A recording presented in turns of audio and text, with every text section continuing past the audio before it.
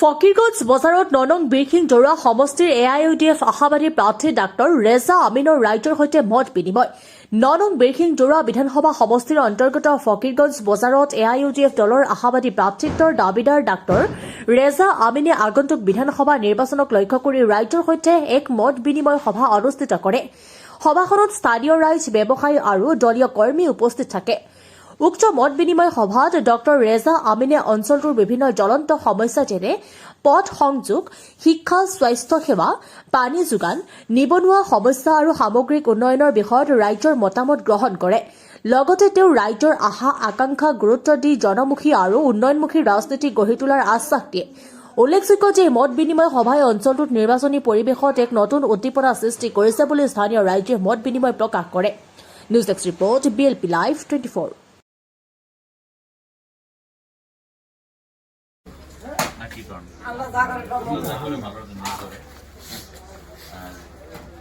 মোটামুটি পজিটিভিটি সব জায়গা থেকে ভালো পাইতেছি। আমি সব জায়গা থেকে আমার ভালো পজিটিভিটি আসতেছে যে আসেন, আপনি আসেন। আবার কিছু একটু ভোটের জন্য আমি হেরে গেলাম। আর আবার যেহেতু টিকিটটা নিয়ে একটু খেলিমেলি হয়ে গেছিল, দলের সঙ্গে খেলাইছিলাম আমি।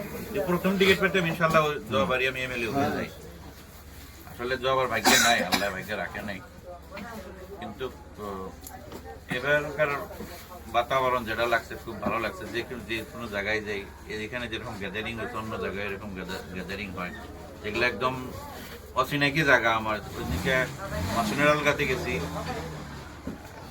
বহুতে কিছু একটু ভয়ও দেখায় যে কিছু মানুষ আছে খারাপ করে বলতে পারে আপনার একজন ডাক্তার মানুষকে। তা আমি ওগুলো ভয় করি না। আমি ডাক্তার মানুষকে চিকিৎসা করি। যে কোনো একটা আছে, বিগত 20-22 বছর ধরে আমি ডাক্তার হিসেবে চিকিৎসা করতেছি, এখন সার্জারি করতেছি। এই 5-6টা ডিস্ট্রিক্টের আমি অপারেশন করি। আমি কোনো না কোনো জায়গায় যাই, আমার অপারেশনের রোগী বাইরে যাই। তো গেছি ওই জায়গায় এত সুন্দরভাবে আমার করতে সবাই যে আপনি আসেন, ইনশাল্লাহ যে টিকিট নিয়ে আসেন, আমরা 80% উপরে আপনাকে সাপোর্ট করব। আর সবারই একটা মনে হয়ে গেছে যে সাউথ ব্যাংকে, বিশেষ করে আমার জায়গা যেটুকু, আমাদের নিসিনপুরে থেকে জানারকুটি পর্যন্ত আমাদের জায়গা যেটুকু কথা আছে, যে এটা আমার একদম নেটিভ জায়গা বলেও ভাবে। তারা ভাবে যে আমাকে আপনারা মোর দেন 80% ঘুরতে আপনারা নিয়ে যাবেন এখান থেকে।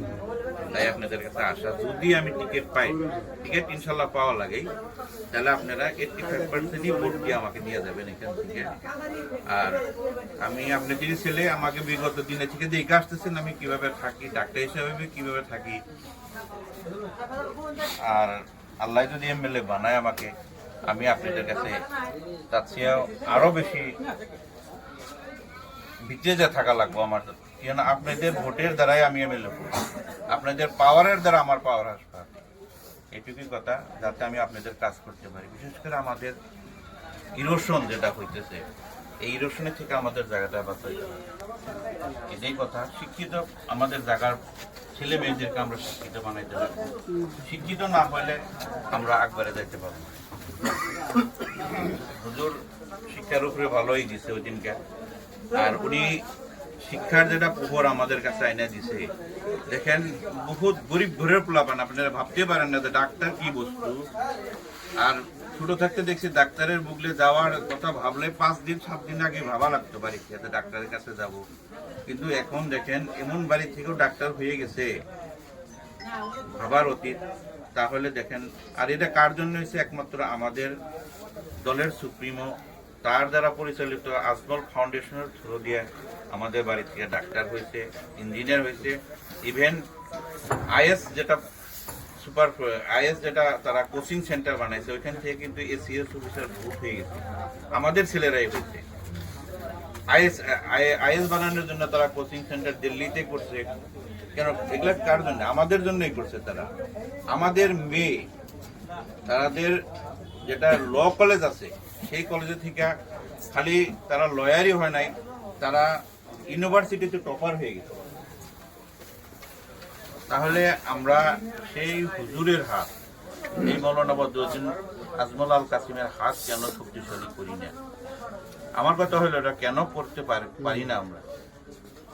আমি একজন ডাক্তার, আমাদের কিছু শিক্ষিত মানুষ আছে, আমাকে তারা কিছু সময় ইটিকিং করে বা অন্যদিকে কইতে চায় যে তুমি এত শিক্ষিত একটা ছেলে হয়ে, একজন মানুষ হয়ে, একজন সার্জন হয়ে, ডাক্তার হয়ে, সিনিয়র ডাক্তার হয়ে তুমি এরকম একটা দলের সাথে আছো। আমার বললাম যে আমার আইডিওলজি বা তোমাদের আইডিওলজি বেলেগ, তাই তোমরা তোমাদের মতোই থাকো, আমাকে আমার মতোই থাকতে দাও। কথা হলো, ওদের কথা হলো বদরুদ্দিন আজমল সাহেব আমাদেরকে শেষ করে দিয়েছে। কিন্তু আমি যে সময় বলি যে দেখো, তুমি তোমার বাড়ি থেকে ডাক্তার হয়েছে, কিন্তু তোমার যেটা ফ্যামিলি স্ট্যাটাস, কিন্তু আজকের দিকে তারা ডাক্তার হয়েছে, বিগত 10-15 বছর ধরে তারা ডাক্তার হইতেছে বা করতেছে, তাদের ফ্যামিলি স্ট্যাটাস দেয়, তারা তো স্বপ্নে ভাবতে পারতো না। আজকের দিনে স্বয়ং চিফ মিনিস্টার নিজে ভয় খেয়ে গেছে যে এডুকেশনের ক্ষেত্রে হযরত মৌলানা বদরুদ্দিন আজমল আল কাসিমি সাহেব এক রেভলিউশন আনছে। আর এমন রেভলিউশন খালি আসামে নেয়, সারা ভারতে নেয়, ইন্টারন্যাশনাল লেভেলে স্থান পেয়ে গেছে। আমাদের এখান থেকে পড়াশোনা করে, আজমল ফাউন্ডেশনের থেকে পড়াশোনা করে তারা লন্ডনের বহু জায়গায় স্টেবল হয়েছে, এস্টাবলিশমেন্ট পাইছে চাকরির ক্ষেত্রে। তাই আমরা তার হাত শক্তিশালী করা লাগবো। যে টিকিট পাক না কেন, আমি যে পাবো এটা কই না, যে টিকিট পাক না কেন তারে নিয়ে আমরা আগবাড়ে যাওয়া লাগবে। আজকে তাকে হারিয়ে এই প্রেসিডেন্ট সাহেব আসিল ওই দিনটা, উনি তো আসলে আশাই লাগছিল না আমাদের কাছে। উনি তো কোনো জিনিসের অভাব নাই না, তার চলার স্টাইল বা তার যেভাবে চলে, যে একজন রাজার থেকেও ভালোভাবে চলতে পারে।